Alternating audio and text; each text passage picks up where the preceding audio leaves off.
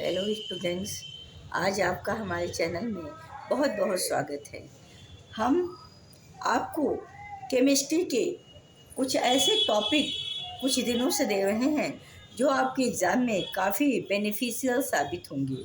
अगर आप इसको ध्यान से देखें तो ये सारी चीज़ें एग्ज़ाम में भी पूछी जाती हैं और अगर आप इस पर कुछ क्वेश्चन सॉल्व करें तो इसकी न्यूमेरिकल भी आपको काफ़ी एग्ज़ाम में मिलेंगी। आज हम आपको केमिस्ट्री में ही ले चलते हैं एक इक्वेशन की तरफ जिसका नाम है D Broglie equation. The equation is given by de Broglie. ये इक्वेशन दिया था डी ब्रॉगली ने। डी ब्रॉगली ने इस इक्वेशन से पार्टिकल के बारे में, उसके वेव नेचर के बारे में काफ़ी कुछ बताया और ये पार्टिकल का भी आइडिया दिए, वेवलेंथ की भी विचार इन्होंने लाया और इसी के बेस पे इन्होंने इलेक्ट्रॉन को बीम के रूप में कंसीडर करते हुए एक इक्वेशन दिया। आगे देखिए इसमें लिखा क्या है। The de Broglie equation states that, de Broglie equation ये बताता है, ये कहता है कि the matter can act as wave much like and radiation. हमारा जो मैटर है वो वेव की तरह बिहेव करता है। और किस तरह बिहेव करता है वेव की तरह? जैसे लाइट वेव के रूप में चलती है, जैसे रेडिएशन वेव के रूप में चलता है। लाइट आप जानते हैं, जैसे सनलाइट हुआ। रेडिएशन मीन्स कहीं से भी, जैसे आप टॉर्च जला दिए, कहीं से रेडिएशन निकल रहा है, उसकी तरह चल रहा है। विच आल्सो बिहेव, जो कि व्यवहार करता है एज वेव की तरह, एंड पार्टिकल्स, और पार्टिकल की भी तरह। कहीं कहीं पे वेव जैसा बिहेव करता है, कहीं कहीं पे पार्टिकल जैसा। लेकिन दोनों का एक साथ कैलकुलेशन संभव नहीं है, एक्यूरेट कैलकुलेशन संभव नहीं है।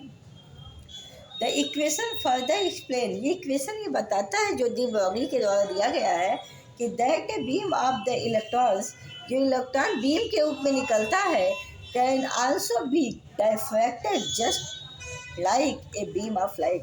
इस तरह से इलेक्ट्रॉन डाइफ्रैक्ट होता है।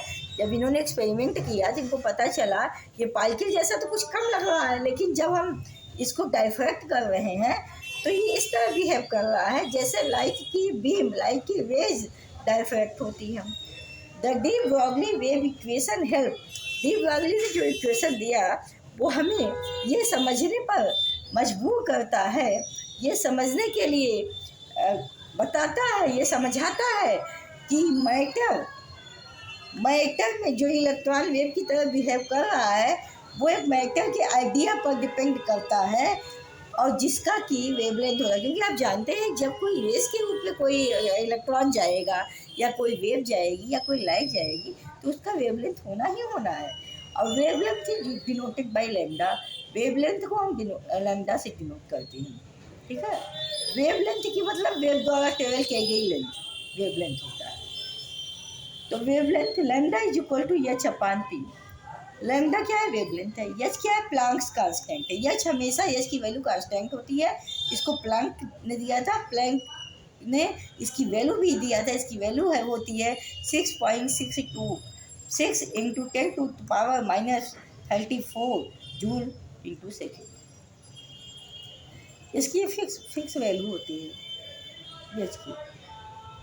यम क्या है? मास ऑफ द पार्टिकल या mass of the wave. Velocity, ये देखिए पी दिया है यहाँ पे। पी क्या है? Momentum of the particle, particle momentum कितना है। और पी इज इक्वल टू हमेशा होता है एम इंटू वी, तो पी की जगह पे एम इंटू वी रख देंगे क्योंकि p momentum is equal to होता है मास इंटू वेलोसिटी। तो एम आपका मास आ जाएगा, वी जो है वेलोसिटी ऑफ द पार्टिकल हो जाएगा और जो वेलोसिटी आपकी है वो मीटर पर सेकेंड में कैलकुलेट की जाती है। Momentum of the particle P हो जाएगा। लैम्डा जो लेंथ आपका है वेवलेंथ, उसको मीटर में कैलकुलेट किया जाता है। तो इसको हम lambda is equal to h upon n v दिया कैलकुलेट कर सकते हैं। अब आप देखिए कब ये फार्मूला लगेगा, कब ये फार्मूला लगेगा। जब आपको प्लैंक कांस्टेंट दिया हो या न दिया हो तो आपको याद हो, और मोमेंटम दिया हो तब ये फार्मूला लगेगा। और जब आपको प्लैंक कांस्टेंट दिया हो, प्लैंक कांस्टेंट दिया हुआ वैल्यू में, क्योंकि वही वैल्यू है, कभी कभी दे भी देता है, कभी कभी आपको याद भी रखना पड़ता है। ये कांस्टेंट वैल्यू है ना, इसको आपको जनरली याद रखना चाहिए। तो लैम्डा इज इक्वल टू, जब प्लैंक कांस्टेंट की वैल्यू आपको पता हो और मास और वेलोसिटी दिया हो पार्टिकल का, तब आप इस फॉर्मूले से कैलकुलेट कर सकते हैं। तो यही इक्वेशन दिया था डे ब्रॉगली ने। This equation is given by day Broglie, और इन्होंने ये बताया कि हमारा जो इलेक्ट्रॉन है ये बीम जैसा बिहेव करता है, लाइट जैसा बिहेव करता है। जब डाइफ्रैक्शन किया गया इसका, जब किसी से गुजारा गया तो डाइफ्रैक्ट हो गया।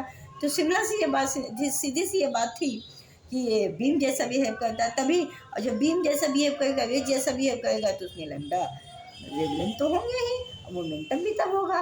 Momentum p equal to m to v, putting the value of p at the place of p is written as lambda is equal to h upon m v। So friends, आपको ये इक्वेशन समझ में आया कि नहीं, आप बताइएगा। इस पर क्वेश्चन भी आते हैं, न्यूमेरिकल क्वेश्चन पूछे जाते हैं। एच की वैल्यू पता हो, एम की वैल्यू पता हो और वी की वैल्यू पता हो, तो आप कहें वेवलेंथ कैलकुलेट करिए पार्टिकल का, तो आप कैलकुलेट कर सकते हैं। समझ रहे हैं? कहीं कहीं पे क्या है, लैम्डा की वैल्यू दी गई रहती, मास दिया गया था, वेलोसिटी कैलकुलेट करना होता है। कहीं कहीं पे क्या है, लैम्डा दिया गया है, मास दिया गया है, लैम्डा दिया गया, वेलोसिटी मास कैलकुलेट करना। इस तरह से कई तरह से ये क्वेश्चंस आते हैं। इसको कई फॉर्म में आप लिख सकते हैं। इसको lambda m is equal to h upon b लिख सकते हैं, या तो इसको ये भी लिख सकते हैं, ये इक्वेशन यह भी लिखता है कि m v is equal to h upon lambda, ये भी लिख सकते हैं। समझे? जैसे मोमेंटम पूरा की वैल्यू दिया हो m इंटू वी, तो एच अपन लैम्डा से भी लैम्डा सीधा कैलकुलेट हो जाएगा। समझे? तो कई कई इस तरह से कई कई क्वेश्चन पूछे जाते हैं। तो अगर आपको ये क्वेश्चन समझ में आया है तो इसको आप बताइएगा, और अगर आपको हमारा चैनल समझ में आता है टॉपिक, तो लाइक सब्सक्राइब शेयर जरूर कीजिएगा। क्लास को बनाए रखिए, इसको निरंतर देखते रहिए।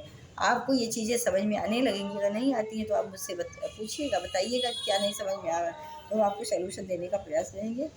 तो ठीक friends, all the best, good night, good all take care, thank you so much.